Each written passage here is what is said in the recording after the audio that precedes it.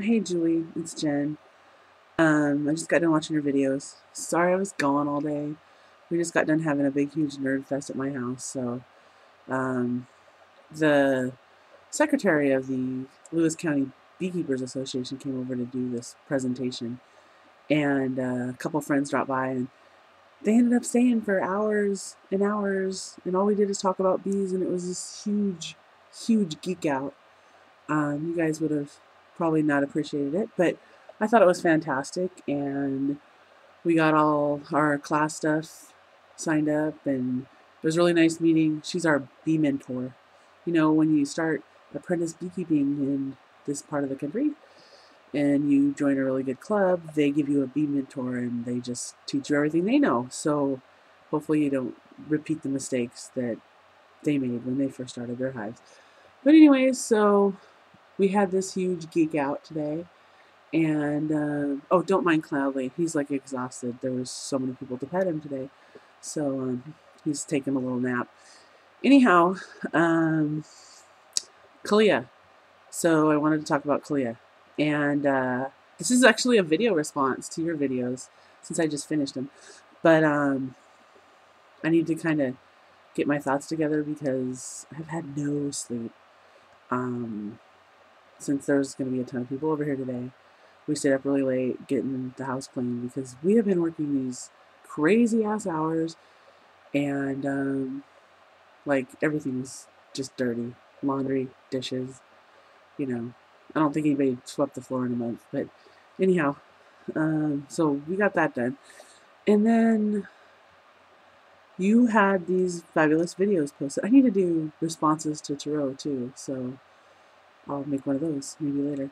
Anyhow, Kalia, if anyone else says that Kalia is dangerous, I'm gonna punch him because that doesn't really help PCs understand what the situation is. If you say it's dangerous, it can invoke a whole bunch of different things. But the problem with Kalia, and I wanted to like be really clear about this for not you because I know you know, but everybody else out there, is that Kalia is like the entire region is where it was formed pretty much all in just a day. It used to be like this flat plain, you know, with rolling hills. And then when, you know, Ivic kind of lost control and destroyed the city of Suba, which created this giant crater in the middle of the continent that's now filled with salt water, that whole area is smushed up against Kalia and just formed these jagged peaks. So if you want to look at an equivalent on Earth, you would say that, you know, the region that holds K2 and Everett, not Everest, Everest, yes, um, where it's just absolutely phenomenally hard to traverse. That's the entire region of Kalia. It's not like you could ride a horse through it. It's not like you could actually hike. Um, and what it means to say that it's dangerous is like the oxygen is really really really thin because the peaks get really high. You have to be able to rappel. You have to be able to climb. There's a whole different skill set navigating Kalia, and it takes time. Like people always ask me, well, how long is it going to take me to walk from Levette to Windreach? Well, the answer is you really can't. You can't even really walk from the spires, you know, around that area. You can't, I mean, it's just too hard. I wouldn't want to do it. It would take you years. I mean, you could go survey the area, but you'd be at it a long time, and odds are just one little footfall placed wrong, a slip, a bad weather situation, which happens all the time, high winds, a bad rainstorm or a snowstorm, and you'd be gone. The only easy way to go anywhere is along the coast. Um, Somebody wrote up a port for Levite. It's in Levette. It's in the Misty Peaks Tranquility Port, I think is what it's called. It's in a really weird place to put a location for a port. But anyways, I think they just like sail into the port, park their ship, do their little thing that sailors do, and And then from there, that's the trail that you're talking about. Because there's no real road to get to Levet at all. There's no, um, I guess you could fly in on a Wind Eagle. That's about the easiest way. Yeah, because Wind Reach has got a real advantage in Kalea because their their mode of transportation is flight. So they can go anywhere they want to, and the restrictive part of that is that the eagles don't want to be away from the mountain more than 2 weeks. They're just colony birds. They get really stressed out. A couple days they'd start getting antsy to go back, and the most you could probably stretch it would be 2 weeks. Week one way, week back. Anyhow, that's why I don't understand why the Simonestra go to Levet and harvest as well. That doesn't make any sense to me at all because, like, how do they even get out of Kalanor?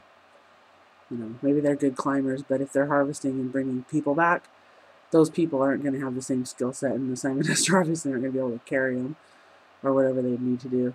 So, anyhow, there's some discrepancies there.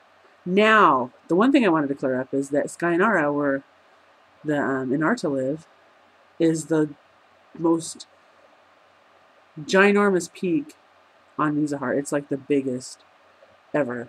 It's huge. Like, you look at it, and then you look at, say, the peaks for Levet.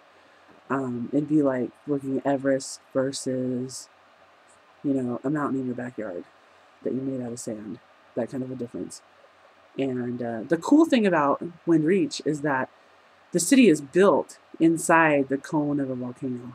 I mean, how cool is that? Right? It's hot all the time.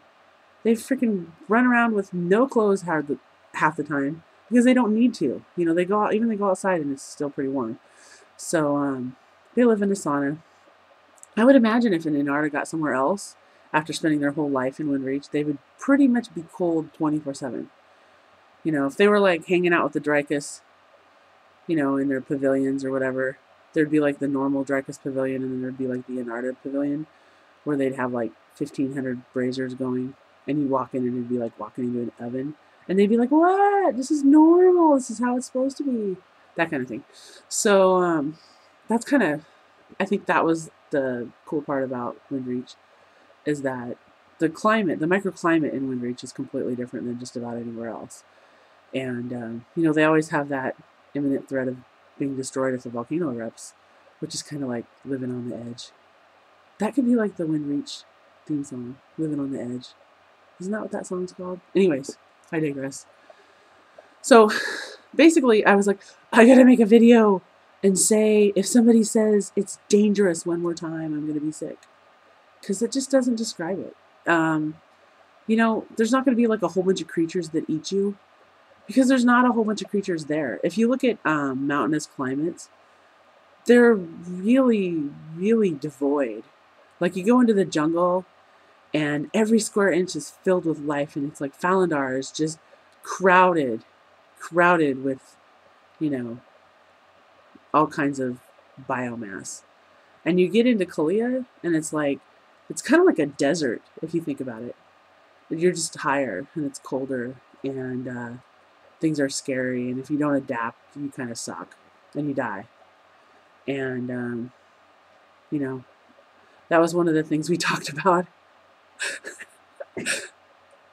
I'll let people be privy to this conversation because it's so morbid. We were talking about ways that Levet would dispose of their bodies, and I'm like, hey, they don't need to, you know, because it would be like Everest. I don't know why I can't say that right. Oh, you know, because I live near Everett. I don't really live near Everett, but I hear that word all the time, and you don't hear Everest very often, so my brain gets them confused. Everett is a city, sort of north of Seattle, in case you don't know, which you probably don't. But anyways, so you guys probably don't know this unless you are like me and just sort of hang on to morbid facts, but when people go up on Everest and die, which happens all the time, there's like a huge number of people that try to get up Everest every year, and they just die.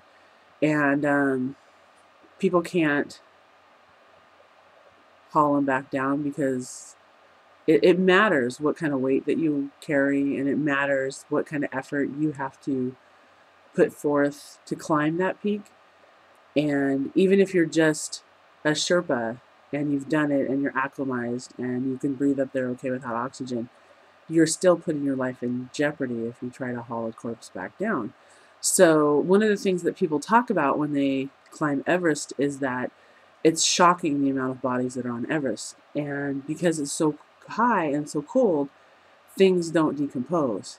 They just kind of mummify because the moisture gets pulled out of the cells. And they're there. They're there like exactly like they died. And most of the climbers that die, they just pull the bodies out of the way so they're not impacting the trail. And lots of places they're just stacked up. So, like, jokingly, we said, well, Levette's pretty high. We'll just throw a spare anonymous peak out there and have them haul the corpses over there. And they don't die. You can just go and visit your loved ones, literally. Because everybody needs a creative way to dispose of their dead. My personal favorite is Wind Reach because they have a bunch of volcanic vents around, and when anybody, expires, they manage to get the corpse away, the corpse away from the deck because the deck are desperate. I'm pretty sure they would eat an Endel if they could get a hold of them when they were dead. But if you can get the corpse away from all the hungry people in Wind Reach that are always starving, you just dump them into a volcanic, vent, and that's that, and they're gone. And why am I talking about corpses? Why is your video response filled with talk about corpses? Anyways, so, yeah, no, I'm not saying that's how Levette. See, I talk to Jules way too much, and we, throw this pronunciation back and forth. Anyways, I'm not saying that's how they dispose of their dead, but that was my idea. That was my suggestion to her. It's, Jules, it's up to you how you decide to dispose of the bodies. But, catacombs have taken. Graveyards are overrated. Should just probably get rid of the dead so they're not laying around, hanging out. Although that would be fun. I'm probably not going to post this video now. Maybe I will. Anyways, I'm really, really tired. Did I mention I'm running on 2 hours of sleep? So, I forget what else I wanted to say. Did I already tell you that Giller wants to talk to you about Kalea too? He's got some stuff to add about, I'm sure, his areas in Kalea. And I know that Tarot was working on some barbarians or something. Like some miscellaneous, not belonging to anybody else peoples. So maybe we'll have mad repelling and climbing humans in Kalea that can run around like monkeys on wires or whatever. That might be kind of fun. But anyways, I'm sure there's more ideas. And the reason that, we never did a region page for Kalea, even though I was in charge of Kalea for a long time, is that I just never had time. I would just tell everybody, think the worst parts of the Himalayas, and that's Kalea as a whole. There are parts of Kalea, like the coastal regions, you could probably walk around the outskirts of Kalea on the coastline because the mountains come down to the sea, and there's probably a narrow strip of land or, some sort of fringe area that you could probably hike. But, like anything else, it's a lot more time consuming to circumnavigate something than it is to cut across. Except in the case of Kalea.